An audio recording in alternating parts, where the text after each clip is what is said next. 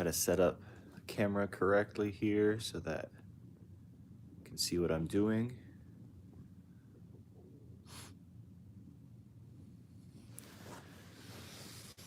And we'll start doing some training pretty soon once some people join. I was going to start about 5 a.m. So if you're watching this after it posts, then maybe just, I'll say, fast forward or skip to a few minutes in when you can see me starting to do something. I'm going to roll out my assistant, Bob.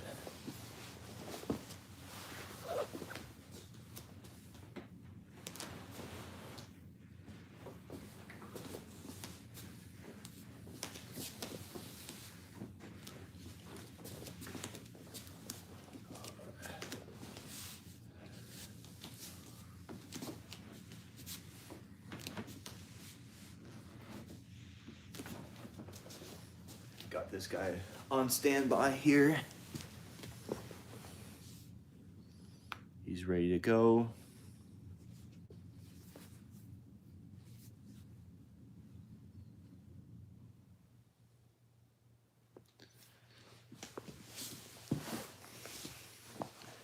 See, and today we're gonna do a warm up, and then indeed.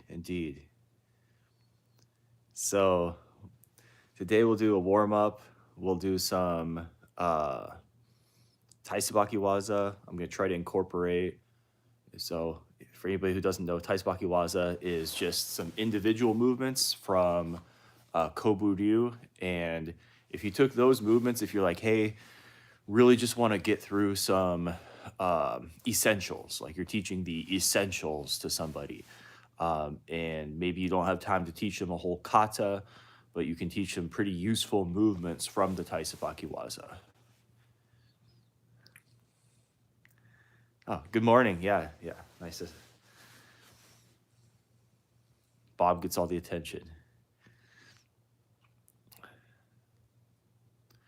So we'll also try to do a lot of exercise, push-ups, stuff like that. So hang out for that.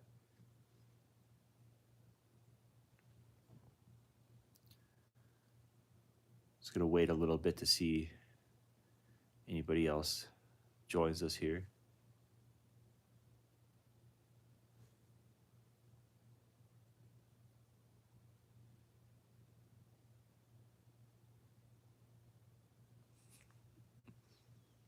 Push-ups aren't bad. They're good for you. And I can't really see how well you're doing them. So it's kind of your opportunity to try to improve instead of feeling pressure to try to make your push-ups look good. You can take your time, try to do them as good as you can, and see if you can make them a little bit better. Is it 5 o'clock yet? I don't know. I got my time on another device.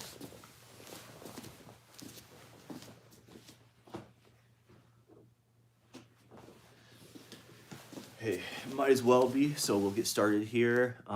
Let's just start with walking across the floor, doing some of like the warm-up style Taisabaki Waza. So we're gonna step across, we're gonna go Jodan, Chudan, Geidan. And you can say them if you're in a house with other people and it's really early in the morning.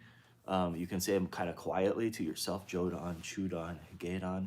That way you're really ingraining. Jodan is the upper level, Chudan is the middle level, Geidan is the lower level. Because we're also going to do kicks at those levels too, because that's going to come next. So we're going to go Jodan, Chudan, Geidan, Notsuki. Jodan, Chudan, Geidan. Jodan, Chudan, Geidan. Jodan, Chudan, Geidan, Sagate. Jodan, Chudan, Geidan. Jodan, Chudan, Geidan. Jodan, Chudan, Geidan. Jodan, Chudan, Geidan. Then we're going to go Geidan, Chudan, Jodan, Sokoto Geri. If that was on starting with the right foot, then you can start with the left foot. So you go Gedan, Shudan, Jodan, Sokuto Geri. Back it up.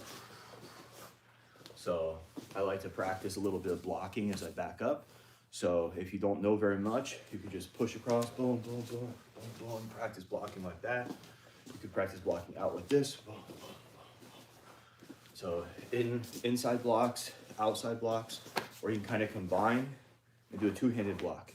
So you're like blocking here, boom, boom. Or if you're more training for, it's not Taekwondo, it's Okinawan Karate is what we're going to be doing. So if you're training more for like a sparring, you can have one hand in front, block with both hands over here, block with both hands over here. Boom. All right, so right foot first again. Gedan, Shudan, Jodan, Sokuto Geri. The Sokuto Geri is with the sword edge of your foot, kicking out to the side like that. Start with the left foot again. Block on your way back. Gedan, Shudan, Jodan, Sokuto Geri. Block, block, block, block. You can even do low blocks. Do low blocks, Gedan. Low block this way. Block high. All right. Let's just do a couple more of those. So right foot first. Gedan, remember, say it to yourself in your head. Chudan, Jodan, Sokuto Geri.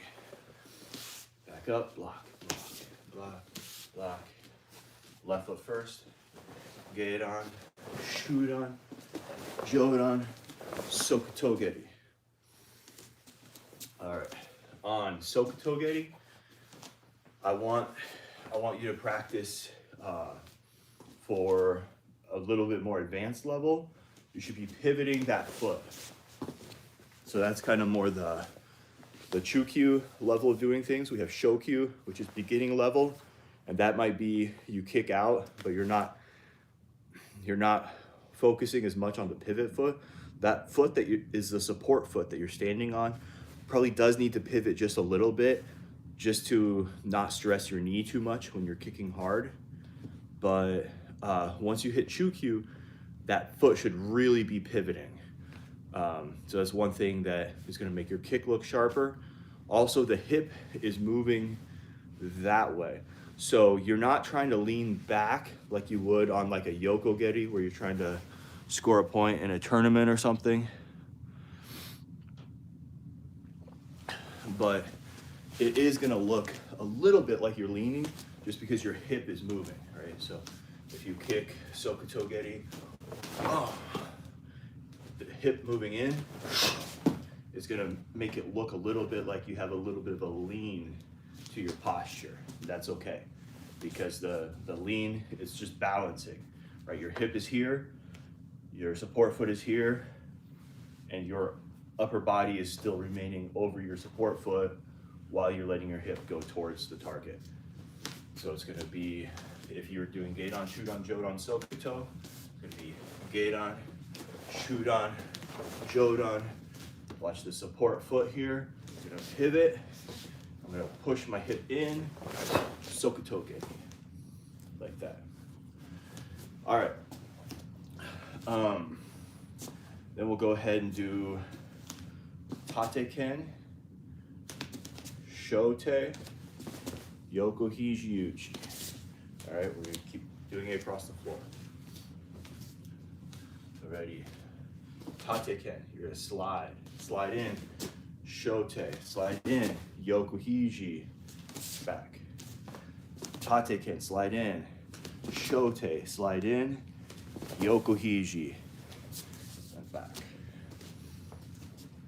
Oh, as we back up, remember basic level, boom, boom, boom, boom, boom, boom. More advanced, maybe block here, block here. All right, right hand, Tate Ken, Shote, Yoko Hiji. Left hand, Tate Ken, Shote, Yoko Hiji. Okay. Since we've gotten this far, we've done punches, we've done kicks, so we're getting a little bit warmed up. Let's do some exercise.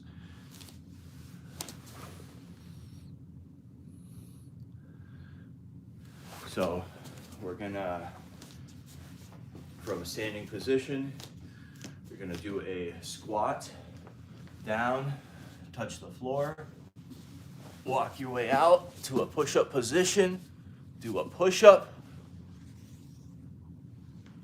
walk your way back to a squatting position, and stand up.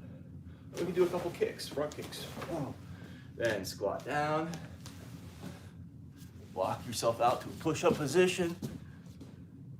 I don't know how you're typing while you're doing push-ups. Do a push-up, walk yourself back to a squatting position, stand up, and what I would do is I would kick with the other side first. So 2 kicks, left, right. So squat down, hands on the floor, walk out to a push-up position, do a push-up, walk yourself back to a squatting position, come up, right, left, squat down, walk out to a push-up position, do a push-up, walk back to a squatting position, come up, left, right, do a squat, walk out to a push-up position, do a push-up, walk back to a squatting position, right, left, then do a squat, walk out to a push-up position, do a push-up, walk back to a squat, come up, left, right. Couple more, squat down, walk out, push up, right, left, do a squat, walk out, push up, left, right. All right. Hopefully that helped you warm up. If you did it, I don't know. Some people are typing. All right. So the next movement that we would do would be kagatogeri. So you're gonna pull your foot back. This is kind of our Spartan kick. You're kicking with the heel. So shoot-on level, maybe kick to the chest, reach out with your heel, pull your foot back. So pulling your toes back toward your head. Hey. Kagatogeri, kagatogeri, kagatogeri, kagatogeri. You can do this backwards, just use the front foot each step. Kagatogeri. Step back, other foot's in front. Kagatogeri, kagatogeri, kagatogeri. And do a Jyote Uraken, both hands. Jyote Uraken, Sagate. Jyote Uraken. Jyote Uraken, going forward. Jyote Uraken. Jyote Uraken, backwards. Jyote Uraken. Jyote Uraken. A lot of this stuff, could you do them in one place? Yeah, you can stand in one place and do kagato. You can stand in one place and kind of just drop your weight and do your Jyote Uraken, where you step sideways, sideways, like that, if you don't have as much space. Could you stand in one place and instead of walking across the floor, make a kibadachi and go jodan, shudan, gedan. Jodan, shudan, gedan. Yes, you can. Could you, from heikodachi, could you go gedan, shudan, jodan, sokutogeri. They use the same foot. Gedan, shudan, jodan, sokutogeri. Yeah, you can do that. So you can do all of those back and forth across the floor. We'll call it dojo style. So like if you got a dojo full of people and you're going up and down across the floor, but then we'll call it kitchen style or bedroom style. Like you don't have much space. You can do most of this stuff in one place, practicing it. So that's kind of what the basics are for. You don't have to relegate that only to the basics. You can take advanced techniques, right? So you can take advanced techniques and you could say, you know, I'm gonna practice this. I don't have to have tons of space to do my kata forward and back everywhere. I can adjust, but I can also take one move and just practice it.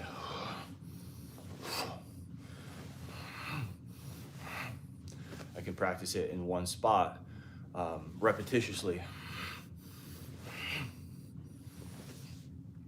Okay, next, we're gonna do there's a kaiten mawashi geri, and this is where this really becomes important because you can certainly do this, not so much kind of across the floor, but it can take a lot of space to just do it repetitiously, doing the full thing. So you can divide kaiten mawashi geri, instead of throwing an inside circle kick, spinning, and throwing the outside circle kick.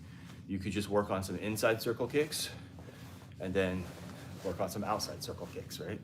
So let's try just the individual circle kicks first, and then you can combine those if you have some space to practice the turn, because the turn does make a difference. You can have a great outside circle kick, but then when you try to do a spin and launch that, it might not end up happening. Like your kick might peak too soon, so it gets too high over here and it's already low, or it might peak too late, like it's low, and it gets high after you're past the target already. So the first one is inside circle kick. So if this is Bob here, what I like to do to set this up is I might throw a hook reaching at Bob, okay? Let's say he maybe takes a step back, because I don't want to throw a hook that has zero chance of hitting him. It has to be something where, like, maybe there was an opportunity, or maybe I thought he was going to step in, he doesn't, or I throw this and he steps back. So I'm going to throw this here, and then I'm going to take the other hand, and then if his hand is up, I'm just going to push it down out of my way. I'm going to throw this here, push this down. In the phrase from, I think it's Ong Bak, the Thai warrior. It says, foot strokes face. So that's what that is, foot strokes face. So you're throwing your hook, boom, boom.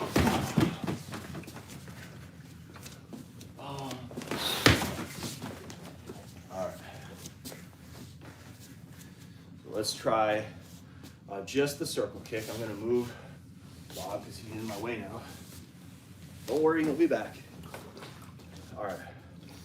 So you can either set it up with your hook, or you can just practice the circle kick. So throw like a reaching hook, knock the hand down, boom, and follow through. Then your right foot's in front. You're gonna throw your right hook, a reaching hook. Mawashi Zuki, reach, trap the hand down, boom, and throw your circle kick. So your left foot's in front, Mawashi Zuki, trap, boom, kick. Right foot's in front, Mawashi Zuki, trap, boom, throw your kick. Now, another way to set this up, so if, let's say I'm trying to hit him with a head kick. All right, so we're sparring. I've got my left foot in front. I'm gonna start circling towards my right. So left foot's in front, I'm circling towards my right like this. Since my left foot's in front, let's say he starts moving in, or I see the opportunity to cover some distance. So I'm gonna scoot in with my front kick like that. And then I'm gonna throw a high round kick, a mawashi geri. A lot of times when I throw that mawashi geri, so let's say I kick here and I want to throw my mawashi geri with the top of my foot, but let's say the positioning is a little bit off, or my flexibility maybe isn't such that I feel like I can land that. So here, let's say I do this, and what I want to do is kicking with the top of my foot, but let's say just the position, it's hard to get that up there. I can start my kick like that and then basically turn it into this inside circle kick, which has a little bit more ability to go up high.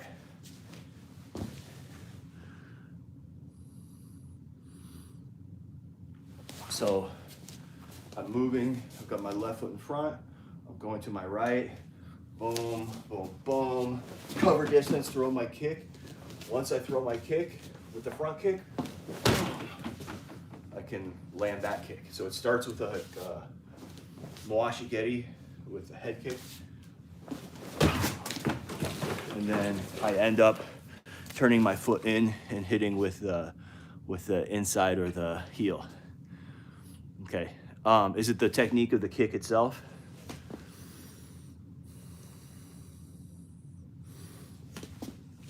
So let's say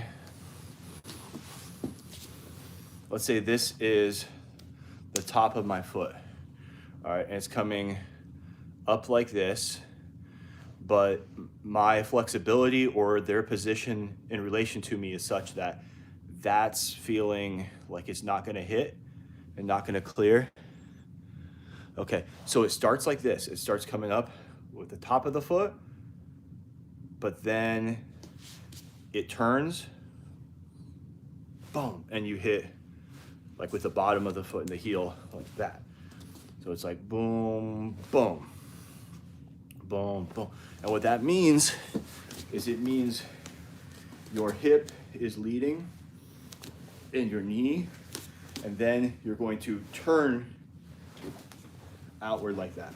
So it's coming up like this, boom, and then it comes like that, boom, boom, boom, boom, boom, boom.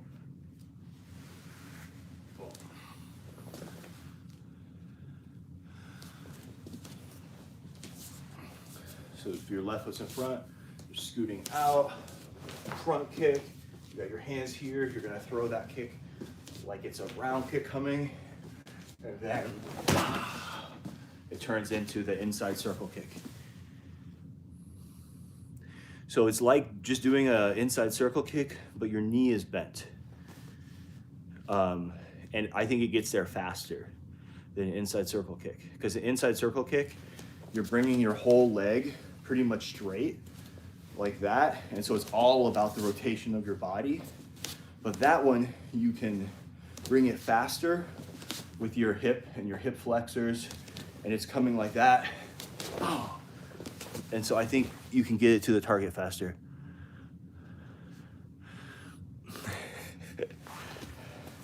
All right, so not yet. Someday, perhaps. All right. So if my right foot's in front, I'm gonna start moving toward my left, keeping that right foot in front. So I'm just kind of moving, boom, launching my shoot on my Geri. I'm trying to hit with that, but then I'm gonna follow it with my round kick that becomes that circle kick. So I move, right foot's in front, move left, boom, boom, cover the distance here, throw my round kick, but then turns into that circle kick up to the head. One more time, right foot's in front, move, kick, and throw your circle kick.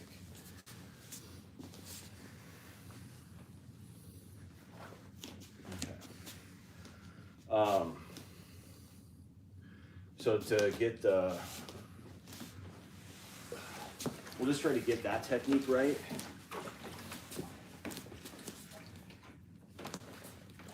And then we can move on, all right? Because we spent a lot of time on some of these warm-up ones. We do need to get to some other stuff, but let's just practice. This comes up like a round kick, becomes a circle kick. So starts as a round kick, becomes a circle kick. So it starts as a round kick, becomes a circle kick. Starts as a round kick, becomes a circle kick. And that's not the official technique. The official technique is just a circle kick. But I'm showing you a possible sparring application. All right. The other piece of that technique is the outside circle kick. So you're going to bring your leg across and pull with your body to do that outside circle kick. Bring the other leg across, outside to inside. So outside to inside, outside to inside, outside to inside, outside to inside. Now that one I like to think about hooking their arm out of the way, and that works best if I maybe just threw a punch. So their hands are here, boom, and then I kind of might step to the outside, hook that hand a little bit, and come through. So I throw my punch, step to the outside, hook the hand, and come through like that. If my left foot's in front, I'm gonna punch right, keeping their hands up here. Then I can just hook that hand, come through. I punch left, boom, hook the hand, and come through like that. So if you put it together, you can do it with a turn. You can go inside, turn, look, outside. Right foot's in front, left foot kick, inside, turn, look. I'm still thinking about hooking here with that hand. Left foot's in front, inside kick, turn, hook with the hand, and outside. Right foot's in front, left side kick, turn, look, hook, kick. You say turn, look, hook, kick. Turn, look, hook, kick. Real quick,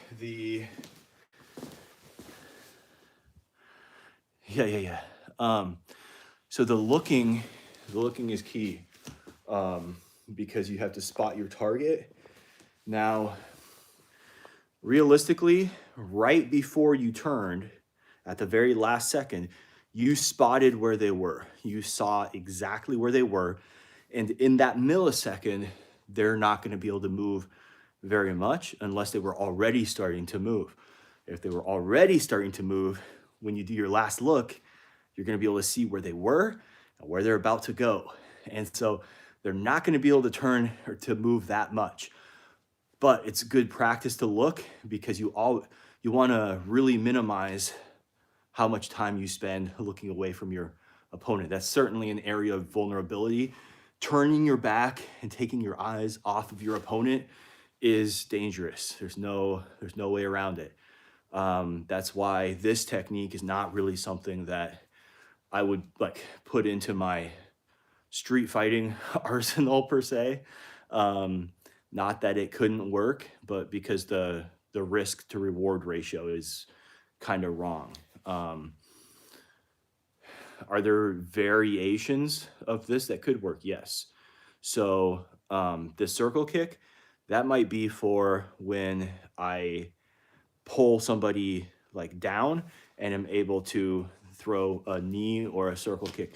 So if they're kind of pushing against me or whatever, I'm able to come outside and I'm pulling them down.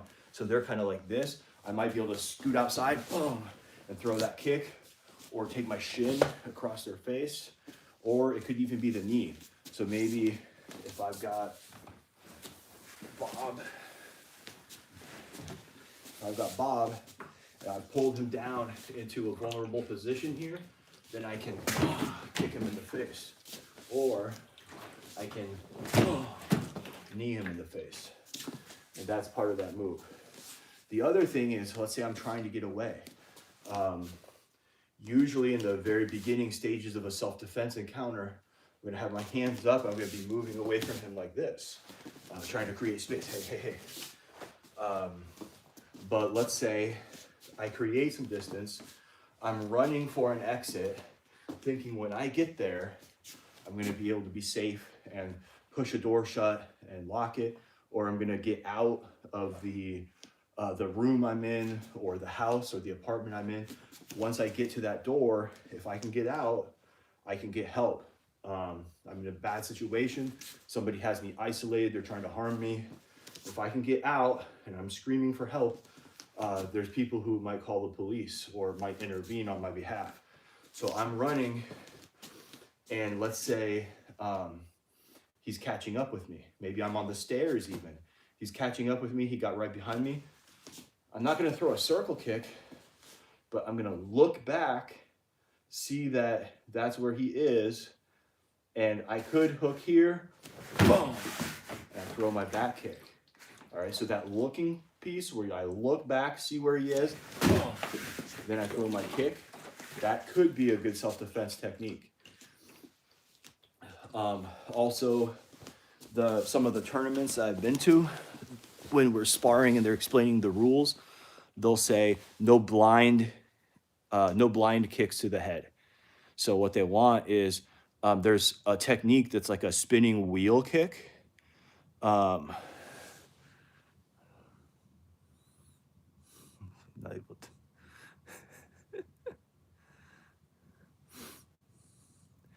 So there's a spinning wheel kick, and it has so much torque, so much power behind it. But people are turning their back, not looking, and then they whip that around. And these tournaments, like, the goal is not to KO your opponent. The goal is to score a point. And so you've got like dads who are, maybe, I'm a dad. I'm close to getting close to 40. I'm about to turn 39, but not everybody my age is trying to do the blood sport division where they go to work, where they might die or they might get hospitalized and not be able to go to work later. So most of the time, people who are competing are just trying to score points. They're trying to win. If you throw the most powerful spinning wheel kick blindly, can't control the power, and you just clock somebody in the head and knock them unconscious, that's a serious head injury. And so what the referees want to see, like, they're going to disqualify you for that in those types of formats. When they say, like, look at the rules carefully, because if they allow it, they allow it. But if they tell you no blind techniques to the head and you throw one of these back spinning wheel kicks with all that power and you don't control it, and you're not just trying to stop it short and tap them in the head, and you just let them have it and clonk, then you're probably going to get disqualified. You can hit the head, and sometimes I see people get kicked pretty solid in the head, but a lot of times it's like, okay, well, the goal they weren't trying to kick the person's head off. They were just trying to get their kick there really fast and tap the head. But sometimes, like, the difference between tapping the head and clonking the head is a very minor difference. And so they're oftentimes not gonna disqualify somebody or even take points off for like a minor contact, like a little bit too much contact to the head. But they will if you just are completely without regard for your opponent's safety in that kind of situation. So like that spinning, like, wheel kick type thing, it's like if Bob was here. This isn't my specialty either. I'll have a crack at it just for the sake of, example. But I'm gonna turn my body around like this and kind of swing my leg around. And I just clonk it like that. So I'm here. So you can see with that technique, like, I can't really stop my kick once it gets started. It's, Bob's about to get it. All right.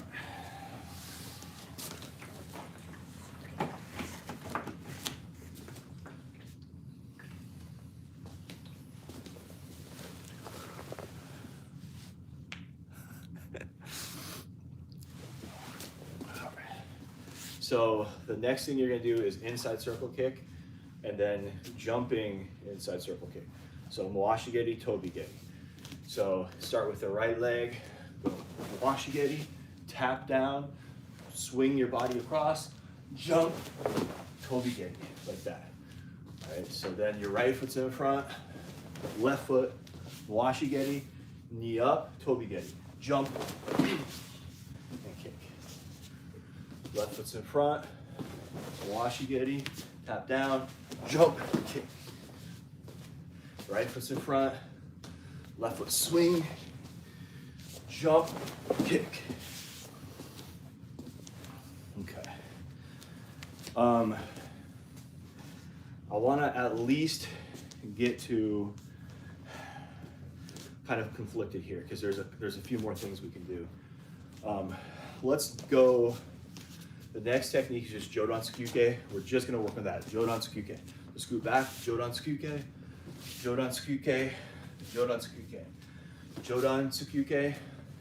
Jodan Tsukyuke. Jodan Tsukyuke.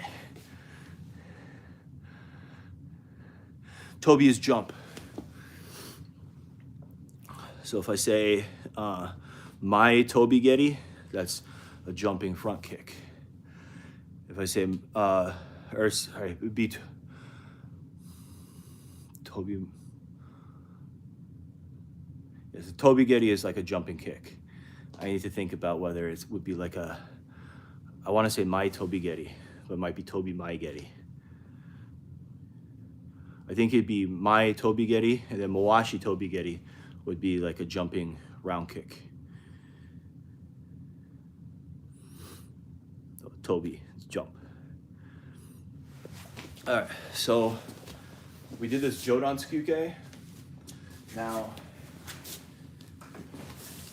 how can we integrate that into some of our sparring stuff? All right, that could be just the jab. All right, so in like boxing, a lot of times they'll have like a jab, right? You throw that jab out there, boom, boom. They're throwing that out there kind of quick, boom. And that's kind of keeping their range. In karate, we have our kicks, and our kicks do a lot of the same work that a jab does, but it's still, this isn't our biggest power. The goal of that technique is to intercept and hit them at the same time. So you're actually kind of trying to catch them walking into your punch. It's not the most powerful punch you can possibly throw. So you got Bob right here. He's coming in with his punch, but my punch is gonna box out his punch. He's stepping into his punch. I'm moving in a little bit too. And so that's gonna catch him. I'm just gonna stick my knuckle in his eyeball. Boom, and then from right there, of course I gotta get a hold of his arm to keep him from continuing to punch me, and I'm gonna do more things. But the first thing I'm gonna do is try to catch him with a counter. He's punching me, I'm gonna block and hit him at the same time with the same arm. Where this is gonna come in handy, I think, is sometimes off the kicks. So if I throw a kick and maybe my kick doesn't score, or in a real fight or a kickboxing match or something like that, maybe my kick lands, but it's not like, my kick doesn't take everything out of him, right? Like maybe it was a quick kick and I kind of tap him in the ribs and he's kind of like it kind of hurt a little bit, but not enough to do a lot. But I can follow up with that punch, right? So if I was fighting Bob, my right foot's in front here.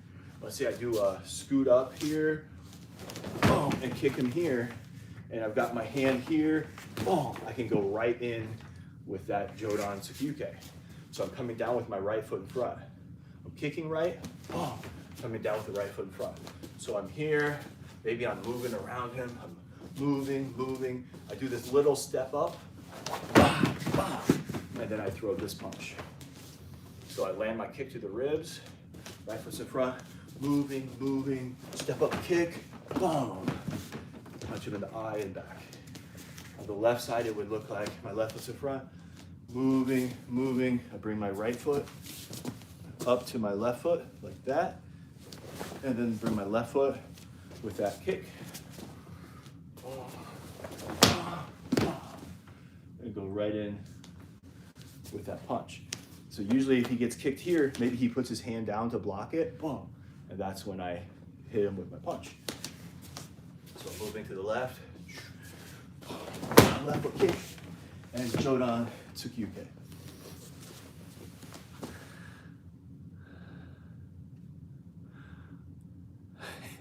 Right? It's a little bit tricky. Sometimes I think about these things, I'm like, man, I gotta call.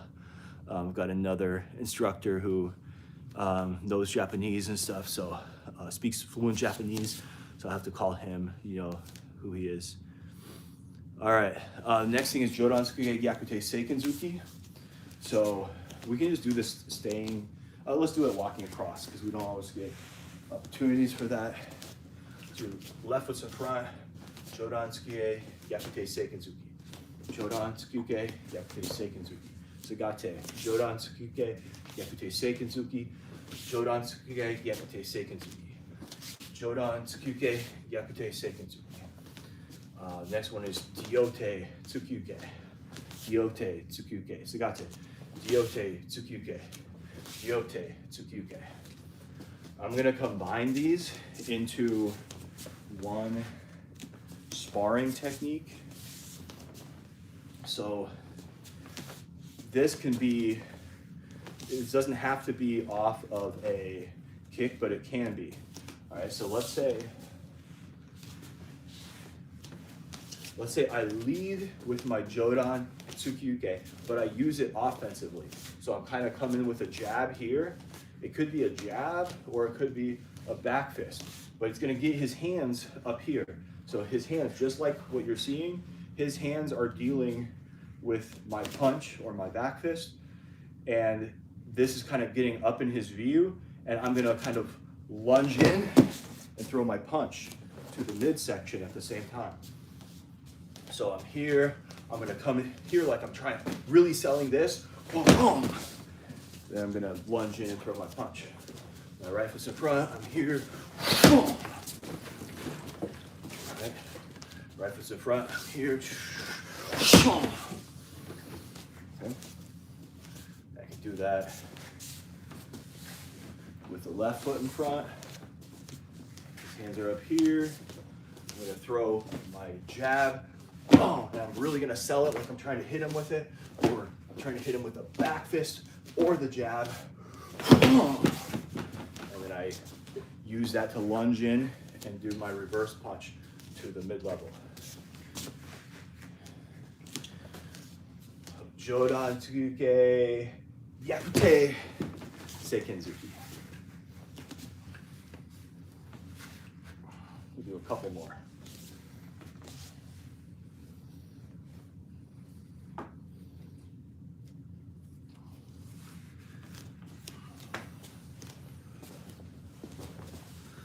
So the application really, if you're doing like a serious fighting application, would be the punch is coming, you're gonna block and punch him if you can with the first one, then grab a hold of his arm and throw my second punch and then get a hold so that he can't keep punching you.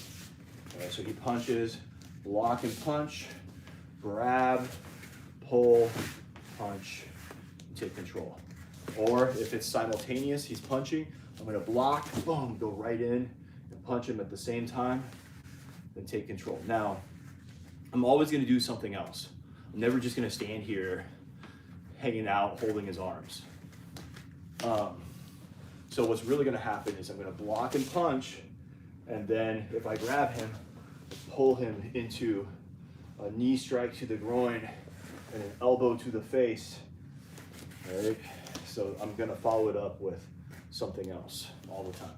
But for point sparring, you can definitely do this. Now, we can set this up other ways too. So we can use our Yokogeri kick.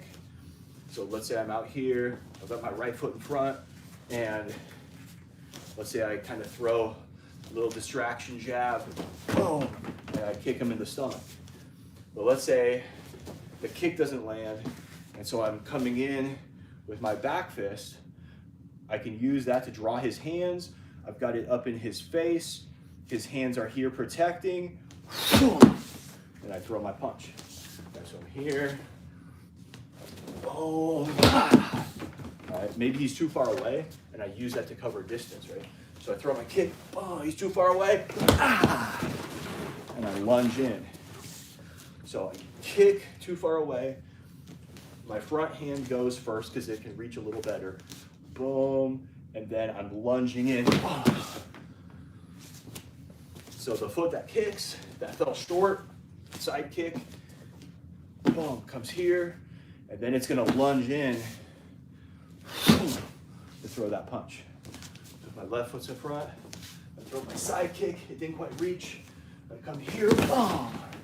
I lunge in with that punch. So my left foot's in front. My side kick. Boom. Here.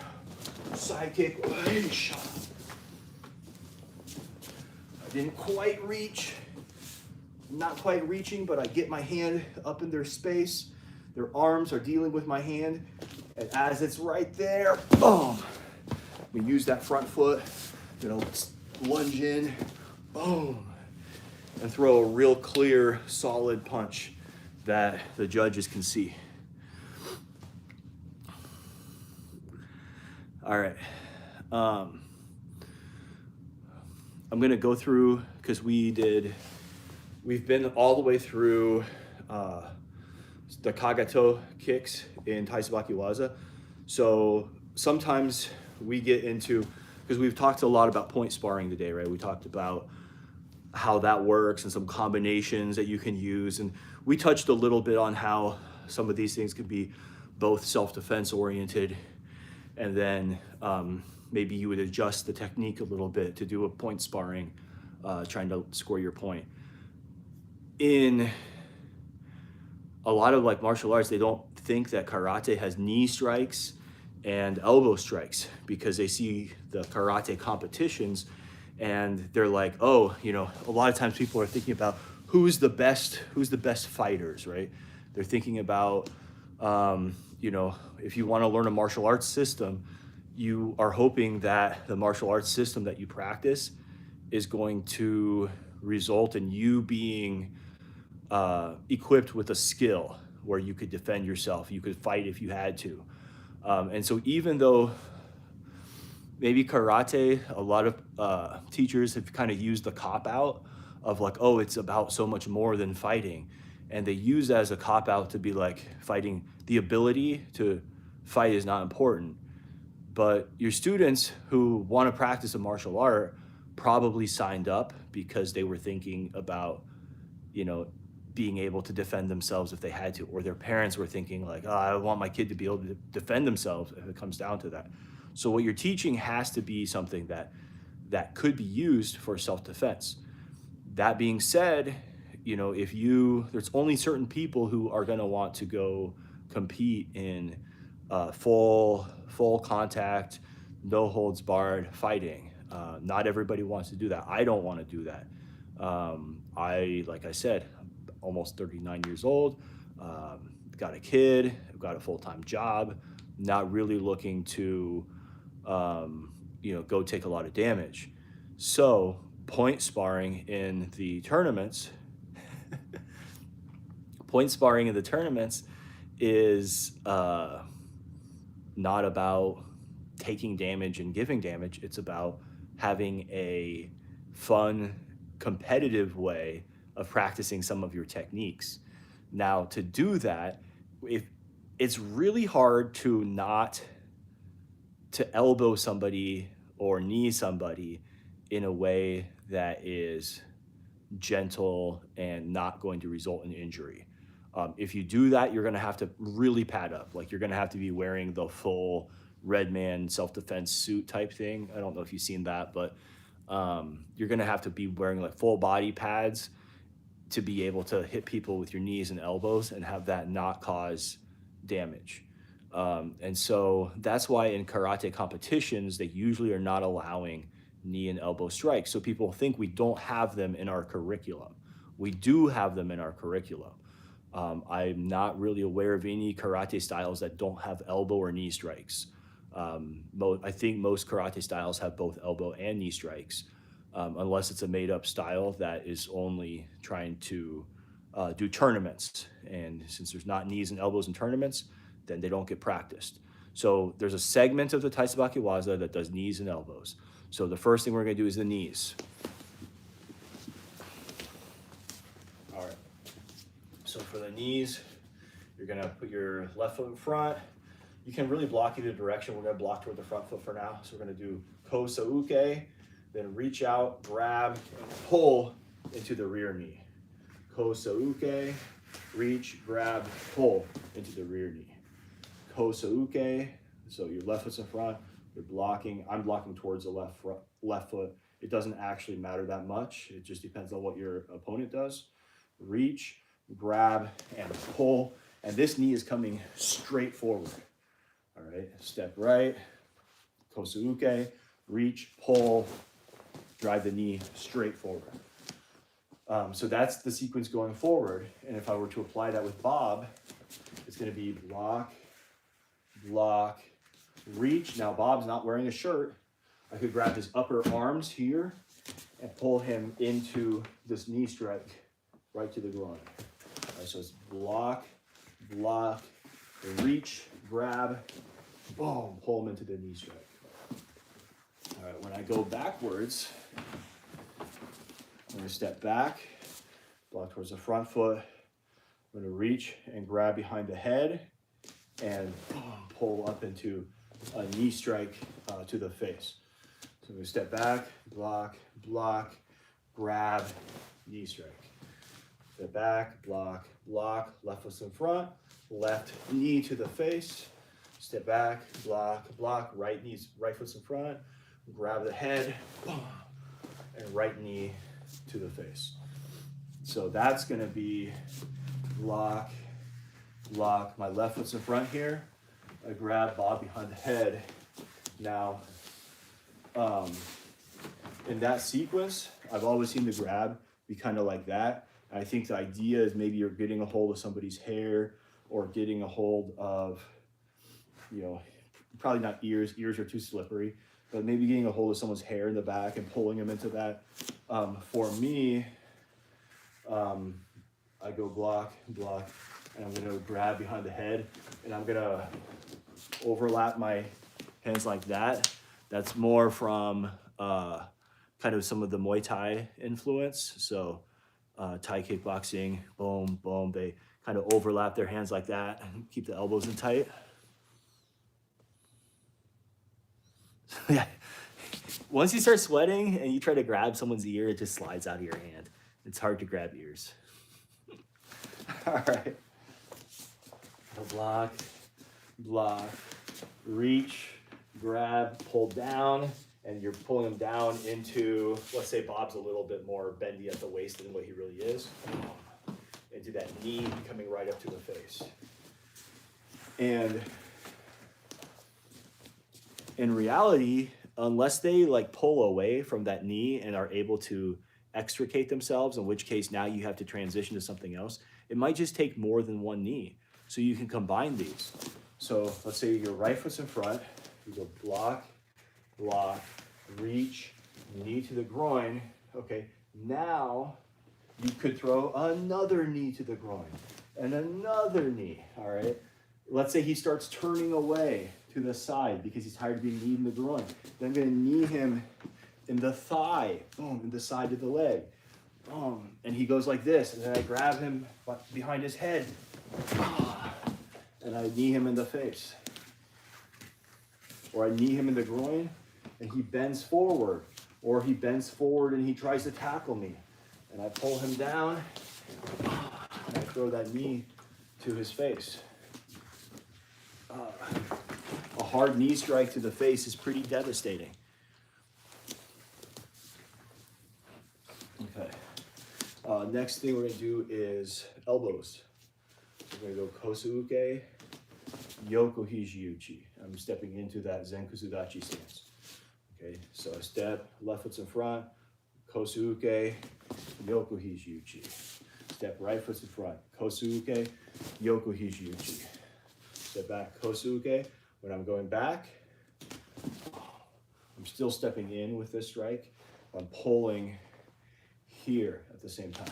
Step back, Kosuke, Yoku Hiji Uchi. Step back, Kosuke, Yoku Hiji Uchi. Step back, Kosuke, Yoku Hiji, Kosuke, Yoku Hiji. You think that's self-explanatory? Boom, you're dropping, elbowing to the ribs. You certainly could elbow to the jaw or the side of the neck. A lot of people, if they see that big elbow coming at the side of their neck, they're gonna move themselves out of the way. That might create a vulnerability for them, but I also don't want to be missing my elbow and standing here like this with him able to counter me. It's harder for people to move their body out of the way.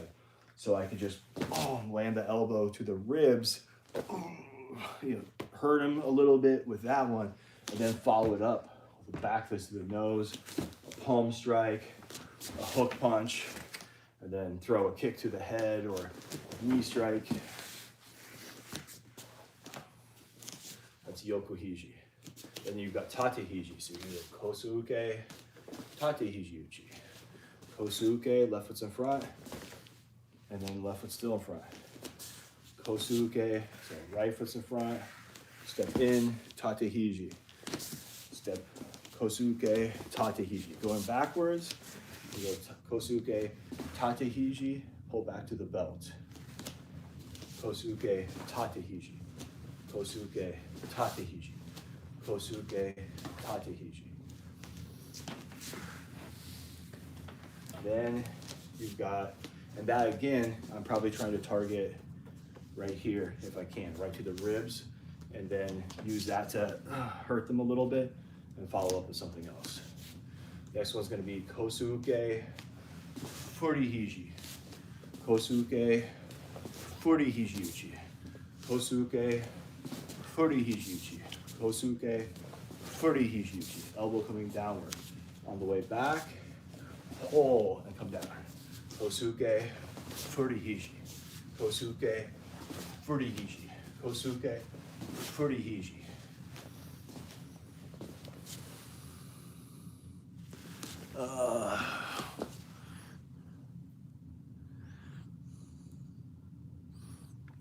Okay, so it's a way of accounting for two different ways that your attacker, two different looks that your attacker might present. So if they pull back their hand, so let's say I block here and I'm not successfully able to get my grab, and I block and they're already coming with the other hand, and I have to block here, and they pull their hand back like that. So they punch, and as soon as they punch with one hand, they're coming with the other hand, and they're pulling this one back, and I didn't manage to grab it. It's hard to grab. We miss grabs all the time. So you're blocking and you're trying to grab, but you miss it, boom. Then when you go in to hit with your elbow strike, you have to cover that hand. So if they have their hand up like this, you're gonna have to, kind of wedge it, boom, and grab a hold. Or if they pull it back like this, is it the same thing to miss a grab versus to very gently grab the wrist so you wouldn't be able to hang on to it anyway? Just asking. So if you, let's say they pull back their hand like this, and you're gonna wedge and trap it there as you go in with your elbow strike. If they pull it back here, then you're gonna cover it like that as you go in with your elbow strike. The idea of the grab is, you have to be very conscious about it, because in a dynamic situation, people are punching you like this. They're coming boom, boom, boom, boom. And to be able to grab their fist out of the air and hang on to it while they're really trying to clock you, you're at a bit of a disadvantage because of how much they're thrashing around. Think about like a crocodile, when it, pulls its prey into the water and starts thrashing around, or an alligator. It starts thrashing around in the water with some poor creature that is used to being on land, and it's just flopping them around. That's kind of what it's like. Crikey. That's kind of what it's like when somebody's coming at you really hard. So you have to be able to kind of weather the storm. So the idea with the grab is you're stopping their arm with a structural block, right? You're going here, and that structure, the timing, the structure, how much coverage you have for defense, boom, that's gonna take the momentum out of what they're doing, and there's gonna be a moment where they don't have momentum, right? It's between they thought they were gonna land their hit and they realized they weren't gonna land their hit, so they're coming back for another hit. There's a moment in between there where this momentum is gone and this momentum hasn't started yet.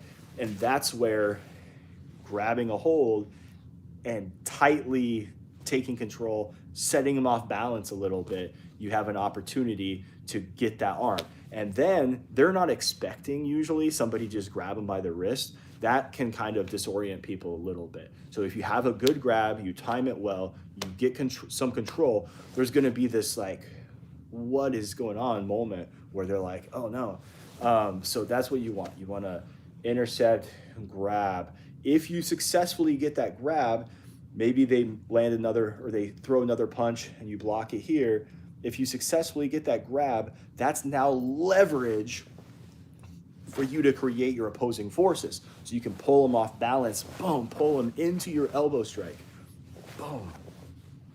You can also, this is gonna be a little bit tricky, you can kind of use it to throw them because you've got a hold of an arm and you're rotating and you're hitting with that elbow.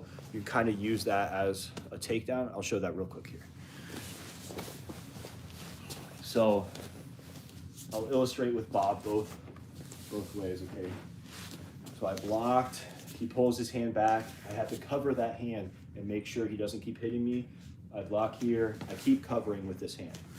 I block, I grab, I keep control, and now I use this to create my opposing forces. So it's two different looks for your opponent. Now, let's say this is one arm, but I'm gonna grab with both just for structure. So he punched, I grabbed a hold, I have one arm here, and I'm coming in and I'm pulling, and I throw my elbow strike here. If I'm pulling him forward, I'm pulling him a little bit off balance, then I hit him with the elbow strike. Oh, I can hit him with the elbow strike and kind of take him down from there. All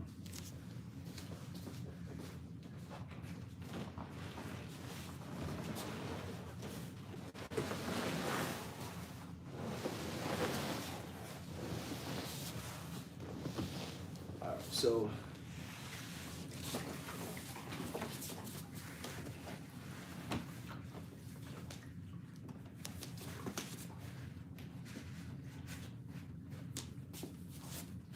sorry, momentary intermission here.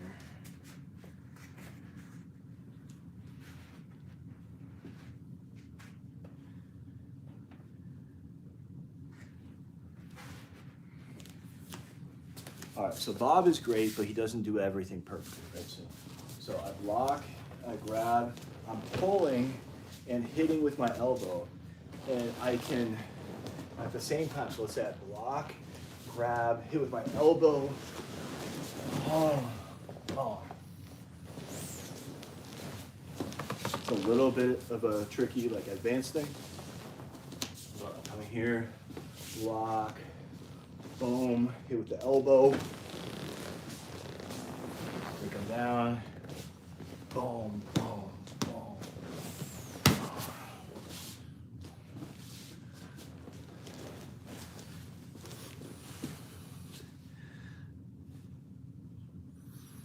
It's not a slander. Bob is not the tool for every job, right? So with different tools for different jobs, sometimes the tool is a punch, sometimes it's a knee strike, right? So when there's the best thing, you always got to use the best thing for each situation. So if the best way to handle something is a knee strike, then don't throw a punch. If the best way to do it is a punch, maybe don't use a kick for something that you should do with a punch. So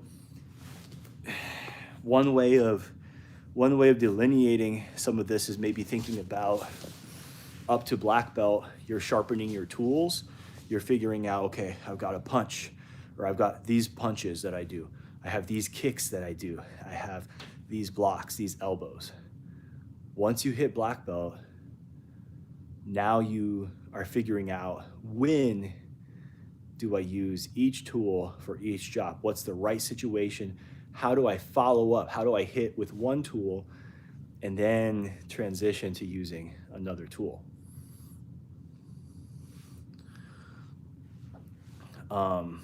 Real quick, I want to run through there's two more moves in the Taisabaki Waza, because I want you to know the order kind of the Taisabaki Waza, at least have been through it a few times.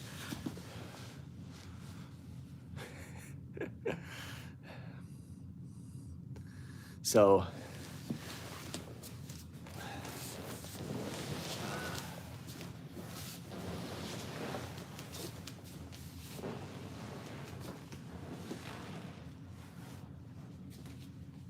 I think different societies think about things in different ways. So I think in the U.S., a lot of times people view the black belt as being a super high level, like a level of mastery. And that's part of why usually I would say, actually the United States, sometimes practitioners take longer to get to black belt than they do in other places. It's not always that way, but I think a lot of times it is, where maybe we make people train for longer before they get their black belt, because we know that expectation is being placed on them, that oh, you're a black belt, you should really, really know your stuff, versus the actual word for that level is shodan, beginning level. So it's not first level. Every other level, nidan doesn't mean, slightly less beginning level. It means second level. But shodan means beginning level. And so that's where in Japan they're maybe this person is going to stick around a minute, so they might be worth teaching.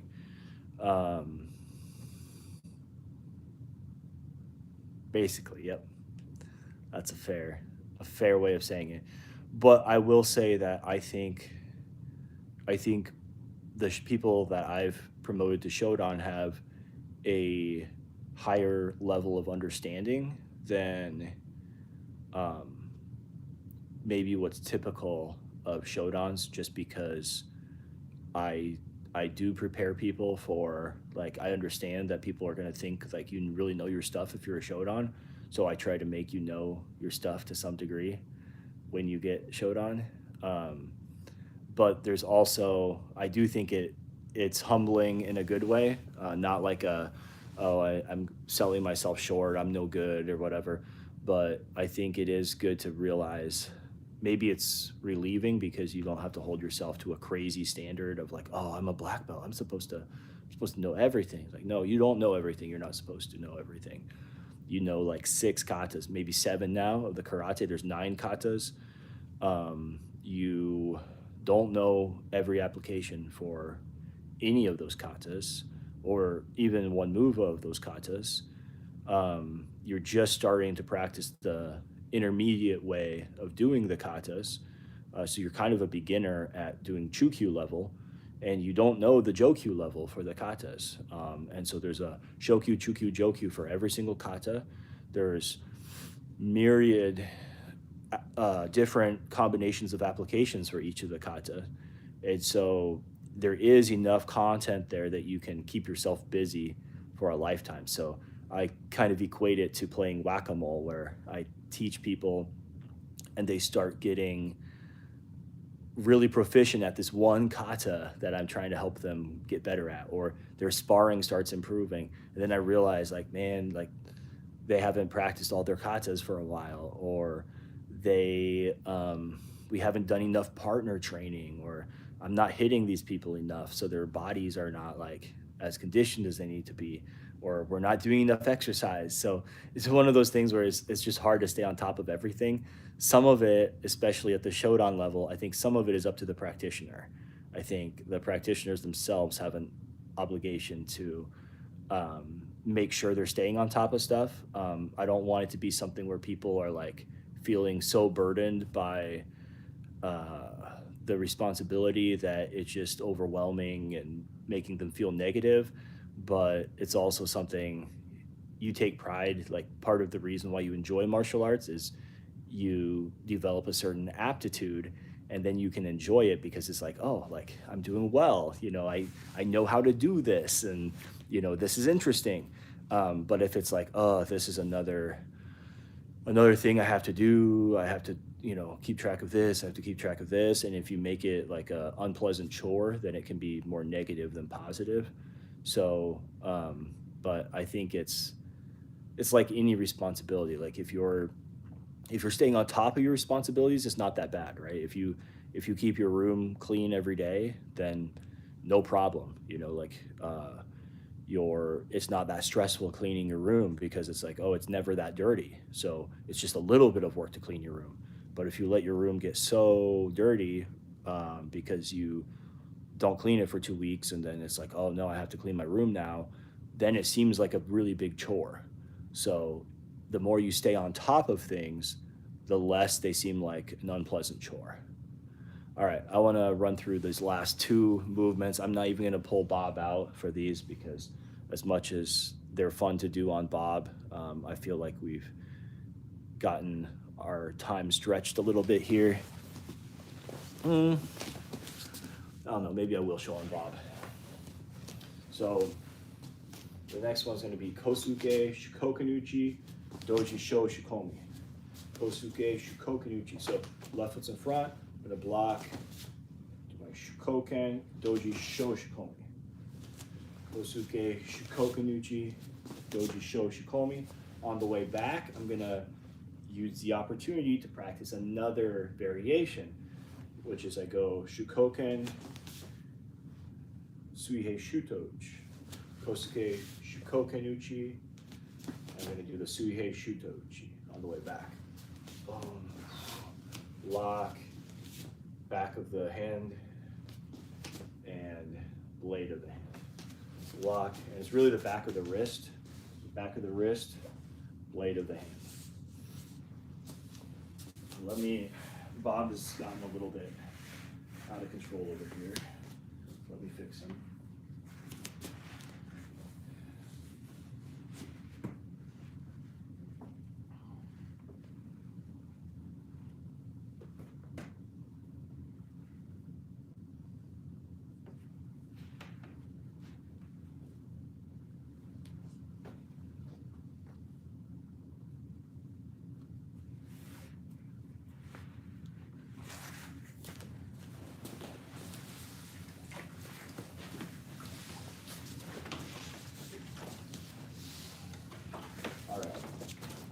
So for this application,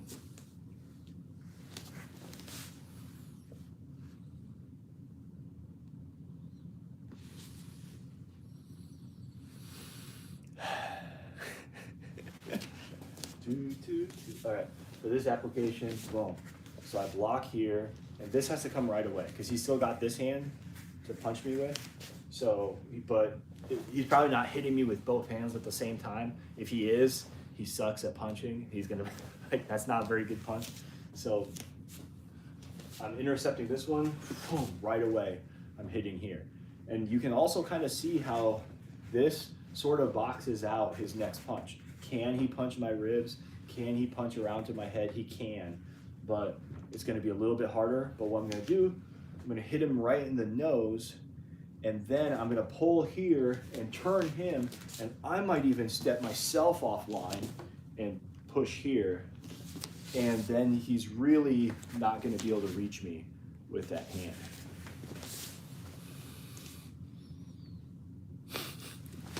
All right. So here, I'm gonna block the punch, Shukoken to the nose, step off line here, and push with this hand. Now from here, I can come Furihiji. Oh, I didn't show an application for Furihiji. So Furihiji, I can come up and hit the head, or I can come over and I can hit the sakots, the collarbone. Furihiji, boom, like that. But this one is not Furihiji, this is Shukoken. So I block right away, Shukoken to the nose, and push. And I'm gonna step offline, so I can step away from the opportunity to punch. And then once we're here, I come over the top with a Furihiji.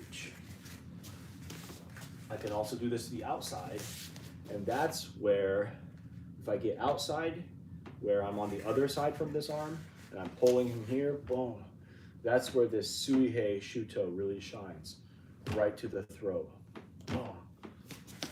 So I'm stepping offline, push, circle, Shukoken Uchi, I hit him here, and then I hit Suihei Shuto. So I'm offline, lock, Shukoken, Suihei Shuto, like that. And this is where a lot of times, if I'm hitting him here and here, he's gonna put his hands up like that, and that makes it very easy for me to come across here and then step behind and end up, basically, I run through him with like a tackle. So I hit here, boom, boom, he brings his hands up like that, and I'm gonna bring my arm and my shoulder, boom, like I'm hitting him in the stomach, boom, and step behind him. All right.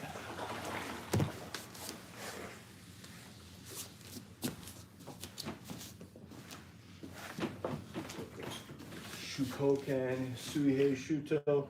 He brings his hands up here to deal with that. I'm gonna come this way. Boom, you see that initial hit? That's what sets him off balance. If I hit, boom, and I step behind him so he cannot catch and recover his balance, take him to the ground. All right. Next is Ryote Hikyuke Kosoko Chudan Geri. No Jeopardy music. That was fast. No complaining. Ryote Hikyuke Kosoko Chudan Geri. So both hands reaching, grabbing, pulling, Suigosh, Kagato Geri with the heel kick. So both hands, Ryote, Kagato. Ryote Hikyuke Kosoko Chudan Geri. Ryote Hikyuke Kosoko Chudan Geri. Ryote Hikyuke Kosoko Chudan Geri. Yame. Great. Arigatou gozaimasu. All right. So that was the last 6 movements of the Taisabaki Waza. So that's the end of it. You do your knee strike, Kosuke Hizugeri, and then your 3 elbow strikes, Kosuke Yoko Hijiuchi, Kosuke Tate Hijiuchi, and Kosuke Furi Hijiuchi. And then you have Kosuke Shukoken Uchi, Doji Shoshikomi, and you have Ryote Hikyuke Kosoko Churangeri. Those are the last 6 movements of the Taisabaki Waza. So in the morning trainings, we have completed all of the Taisabaki Waza. So we've done all the warm-up ones. We've been through them twice now in our morning trainings.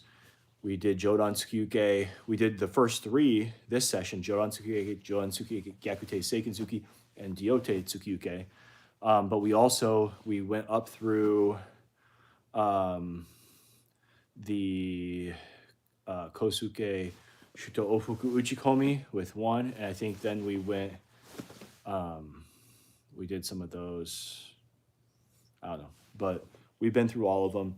I'm gonna try to do one where we get through all of them in sequence, because I think this is a good format. Like, these movements can be done in one place. You can do them in your room. You can do them in a confined area more easily than katas. and it's something that, it gives us, this format gives us a chance to practice those when we might not get to practice all of them consecutively in the class, because we lose the beginners if we try to get through all of these in one class. They can only do the first few, and even that can be difficult. Maybe the first 3 or 4 is probably what they can really handle going through, maybe 5. But you really have to break it down for them. And then when we're doing advanced stuff, it's like, okay, now it's the chance we can do our bunkai, we can do our kata. And so if I take our time that we could be doing partner training or training for a tournament or something like that, and I run through all these movements, then it's just not as high priority as like the kata bunkai. But it is still important to know it. So this is a good way to make sure that we're doing that. And I think it's going to make your katas better. It'll make your technique better. And it's a nice little bit of exercise. So I guess we'll end here. Let's just knock out 10 push-ups before we go, huh? All right. On your own, 10 push-ups, Hajime.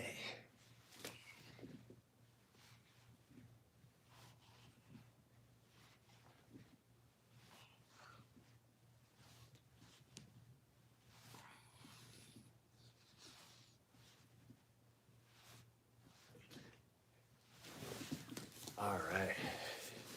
It feels good to be doing push-ups again. Count your blessings. The ability to do push-ups should not be taken for granted.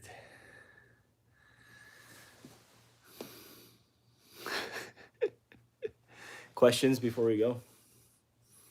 Questions, comments?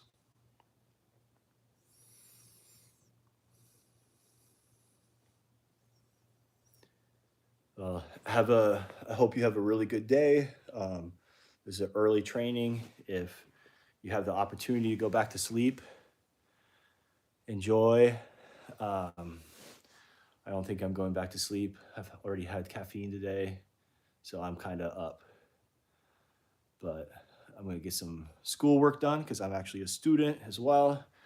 So I'm going to work on that. But take care, train hard, practice a lot, stay on top of your responsibilities, just like what I was saying, where the more you stay on top of things, the easier it is to stay on top of things, versus if you let things go for a while, they blow up and become, you're kind of making mountains out of molehills, is the saying. The caffeine, yeah. Oh, yeah. I woke up at 3:47 and got a Celsius. 200 milligrams straight to the system. All right, well, take care. Everybody train hard, practice a lot.